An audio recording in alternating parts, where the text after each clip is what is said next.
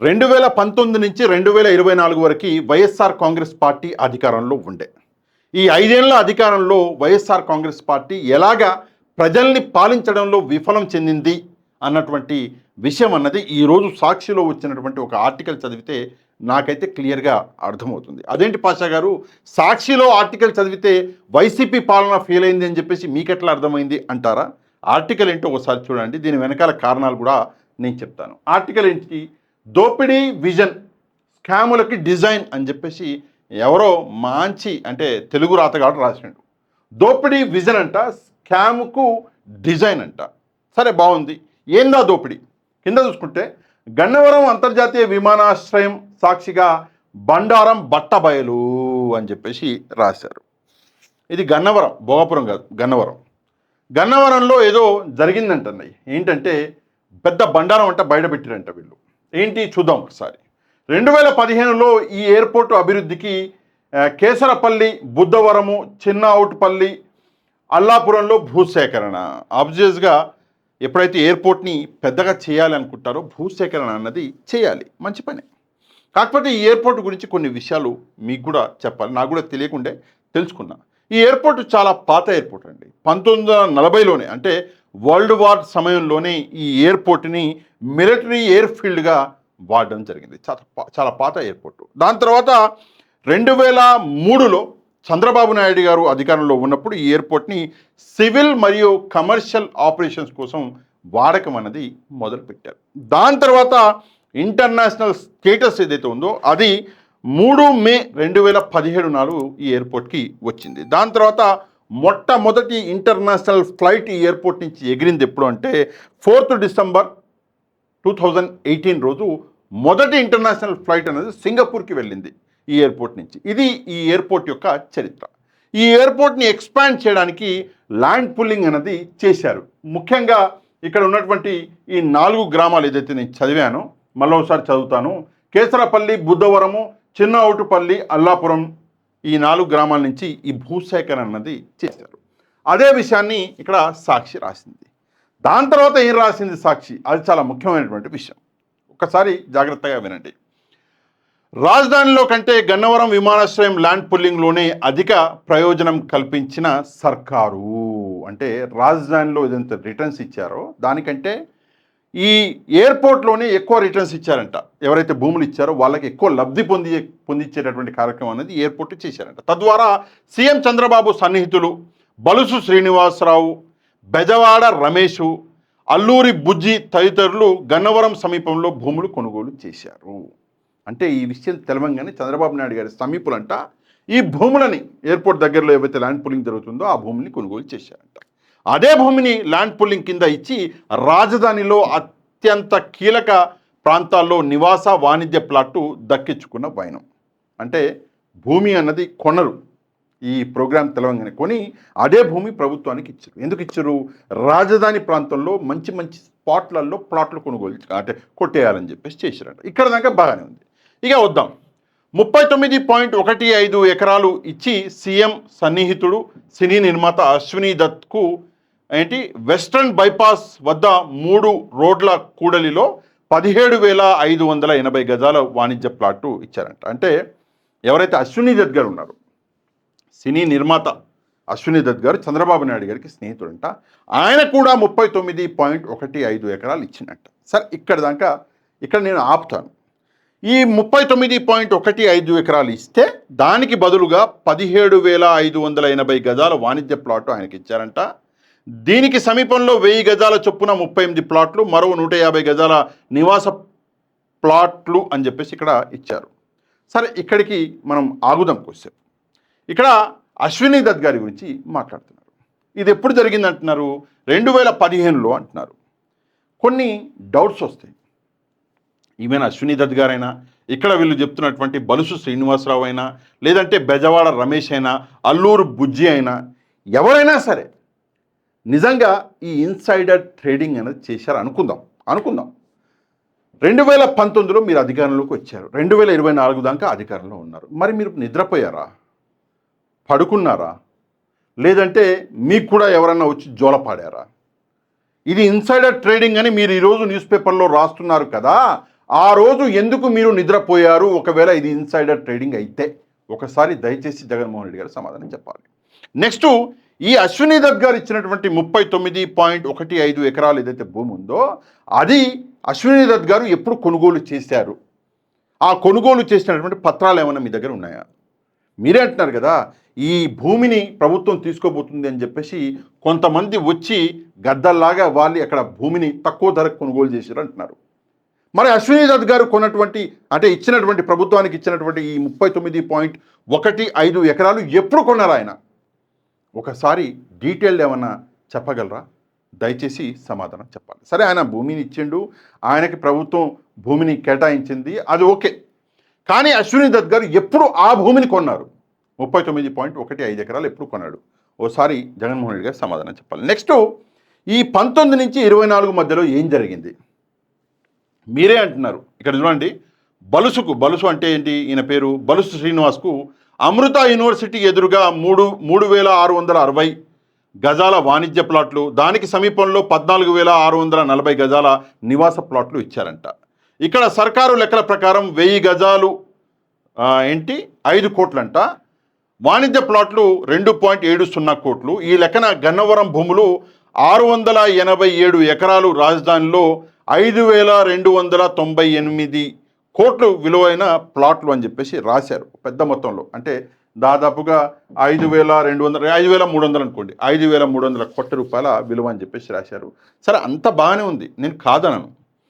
ఇదంతా జరిగింది, insider trading జరిగింది. అంటే ఫలానా చోట్ల ఇక్కడ ఎయిర్పోర్ట్ ఎక్స్పాన్షన్ చేయబోతున్నాము, భూములు కొనుగోలు చేస్తాము అని, అంటే సాక్షి ప్రకారం ముందుగానే చెప్పి అక్కడ చంద్రబాబు నాయుడు గారు ఆయన స్నేహితులతో భూమిని కొనిచ్చి అదే భూమిని ప్రభుత్వంలోకి తీసుకున్న తర్వాత రిటర్న్గా ప్లాట్లు ఏవైతే ఉన్నాయో అవి విలువైన ప్లాట్లు రాజధానిలో ఇచ్చారన్నది మీ ఎలిగేషన్ అయినప్పుడు 2019 నుంచి 24 మధ్యలో మీరు అధికారంలోకి ఉండి ఈ ఇన్సైడర్ ట్రేడింగ్ని కనిపెట్టారో కనిపెట్టలేదో దీని మీద ఏం యాక్షన్ తీసుకున్నారు మీరు?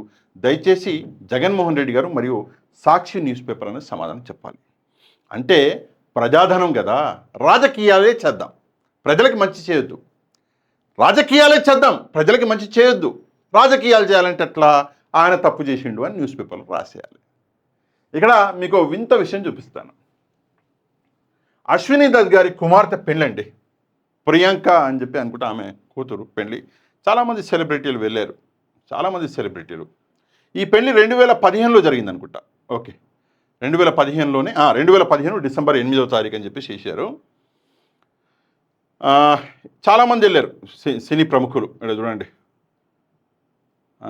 అల్లు అరవింద్ గారు, గురువు గారు, మహేష్ బాబు గారు, ఇట్లా చాలామంది వెళ్ళారు, రామ్ చరణ్ గారు, ఇట్లా చాలామంది వెళ్ళారు. ఇందులో ఒక ముఖ్యమైనటువంటి ఫోటో ఒకటి చూపిస్తాను మీకు. ఎక్కడుంది ఫోటో?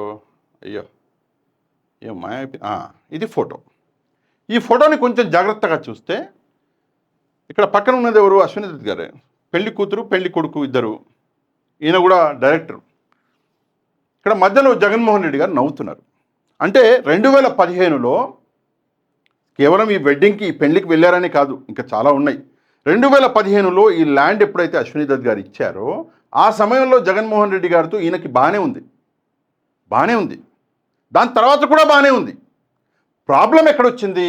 ఎప్పుడైతే జగన్మోహన్ రెడ్డి గారు అమరావతిని కాదని 3 రాజధానులు చేశాడో అప్పుడు ఈయనకు కోపం వచ్చింది అశ్విని దత్ గారికి. నేను నా భూమిని ఇస్తే రాజధానిని అక్కడ కాదు 3 రాజధానులు అని చెప్పేసి చెప్తున్నాడు అని చెప్పేసి అశ్విని దత్ గారు ఏం చేశారు? కోర్టుకు వెళ్ళారు.